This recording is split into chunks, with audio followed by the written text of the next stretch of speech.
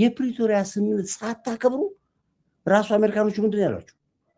እኛ አስማምተናል፣ ስምምነቱን ጥሳችኋል፣ ወንጀለኞች ናችሁ፣ ለሚገጥማችሁ ነገር አሜሪካንም ይሁን ምዕራባውያንም ይሁን ማንም ኃላፊነት አንወስድም ያሏቸው።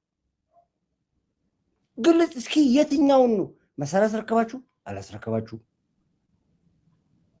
ህጋዊ ምርጫ አደረጋችሁ አላደረጋችሁም? አመራር መረጣችሁ አልመረጣችሁም? ማን ይምጣላችሁ? ማን ነው እናንተን መግዛት የሚችል? ማን ነው? ጌታቸውን ያመጣችሁት እናንተ ናችሁ። ታደሰ ወረደ ያመጣችሁት እናንተ ናችሁ። ደብረጽዮን ያመጣችሁት እናንተ ናችሁ። ወንጀል ሁሉ ማን ይምጣላችሁ? ማን ነው እናንተን መግዛት የሚችል? ማን ነው? እነማን ናችሁ እናንተስ?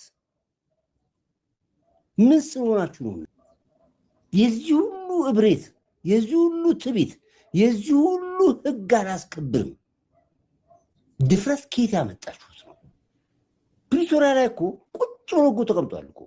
ጠቅላይ ሚኒስትሩ ትራሪ ትመጣላችሁ፣ ህጋዊ ምርጫ ታካሂዳላችሁ፣ እንደባለፈው የዝርፊያ ምርጫ አታካሂዱም፣ መሳሪያ ታስረክባላችሁ፣ በህገ መንግስት ትተዳደራላችሁ።